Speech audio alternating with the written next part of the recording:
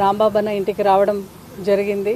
అదేవిధంగా ఆయన వైఫ్తో వాళ్ళ డాటర్స్ అందరితో మాట్లాడుతూ సన్నీన్లా అదేవిధంగా వాళ్ళ బ్రదర్స్ అందరితో మాట్లాడుతూ కూడా విషయం తెలుసుకున్నాక నిజంగా చాలా చాలా బాధ కలిగింది. ఎందుకంటే మనము ఏదైతే చూస్తున్నామో ఇంటి వెనకాల మిర్రర్స్ అన్నీ కూడా కొట్టేసి ఏ మాత్రము కూడా కేవలం ఆడవాళ్ళు ఇంట్లోపల ఉన్నారు కదా, మహిళలే ఉన్నారు కదా, ఎలాగని ఒక ఆలోచన లేకుండా డైరెక్ట్గా ఇక్కడ ఉన్న ఒక లేడీ ఎమ్మెల్యే దిగడము, అదేవిధంగా ఆమె బెదిరించడము, ఇది ఎక్కడ కూడా మేము బీహార్ కల్చర్లో కూడా చూడలేదు. ఇది ఫస్ట్ టైం మనం ఇది చూస్తున్నాము.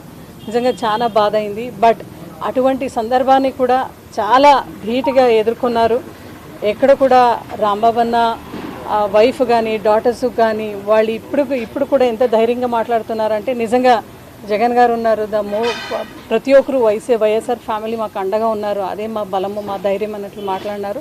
డెఫినెట్లీ ఇక్కడ నిజంగా ఈ ఆంధ్రప్రదేశ్ రాష్ట్రంలో లా అండ్ ఆర్డర్ ఉందా లేదా అని నిజంగా మేము అడుగుతున్నాం. అదేవిధంగా ఎవరైతే దాడికి దిగినారో నేను కూడా మీడియాలో చూశాను. ఒక చైర్పర్సన్, లైబ్రరీ చైర్పర్సన్ వందన, ఆమె మాట్లాడుతూ చెప్తా ఉంది, అవును మేము దాడి చేసినాం, అవును మేము దిగినాం, ఇప్పుడు ఏమి అన్నట్లు మాట్లాడుతుంది. కనీసం ఆమె పైన ఒక కేసు లేకుండా ఈరోజు రాంబాబు గారి పైన పీటీ వారెంట్ కూడా తీసుకుని రావడం ఏంటి అని మేము అడుగుతున్నాం. అంటే ఇంత భయం ఎందుకు? కూటమి ప్రభుత్వంలో ఉండే వాళ్ళందరికీ కూడా ఇంత భయం ఎందుకు? ఎందుకంటే ఆయన ఒక గుడ్ ఒరేటరు, అవుట్రైట్గా ఒక టాల్ లీడరు. అటువంటి నాయకత్వాన్ని కూడా మీరు ప్రశ్నించే విధంగా ఈరోజు ఆయన్ని అరెస్ట్ చేసి లోపల పెట్టారు. వాళ్ళ ఫ్యామిలీ మొత్తం వేధిస్తున్నారు.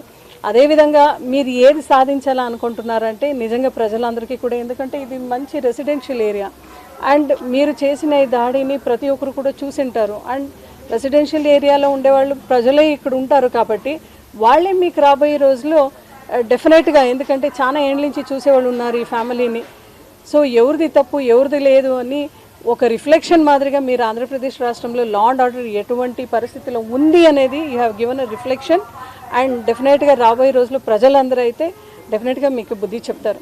మీరు రాంబాబు అన్న ఇన్సిడెంట్ ఎందుకు చేశారంటే it was a diversion politics. Tirupati లడ్డూలో ఎప్పుడైతే ICAR, Indian council of agriculture research కింద వచ్చిన NDDB, national dairy development board, NDRI, national dairy research institute, వీళ్ళందరూ ఎప్పుడైతే కొవ్వు లేదు, ఫ్యాట్ కంటెంట్ లేదు, అనిమల్ ఫ్యాట్ కంటెంట్ లేదు అని క్లీన్ చిట్ ఇచ్చిన తర్వాత CBI ఏజెన్సీ మనం ఆడ పూజ చేసుకుని వచ్చిన తర్వాత మీరు దాడికి దిగినారంటే ఏదో ఒక ఇన్సిడెంట్ని పెద్దగా చేసి ఈయన అరెస్ట్ చేసేస్తే మొత్తం రాష్ట్రంలో ఉండే ఈ అనిమల్ కంటెంట్ ఏదైతే మీరు చెప్పినారో అంటే నవ్వుల పాలైనారో దాన్ని డైవర్ట్ చేయడానికి ఈ అరెస్ట్ జరిగింది అని ప్రజలందరికీ తెలిసింది.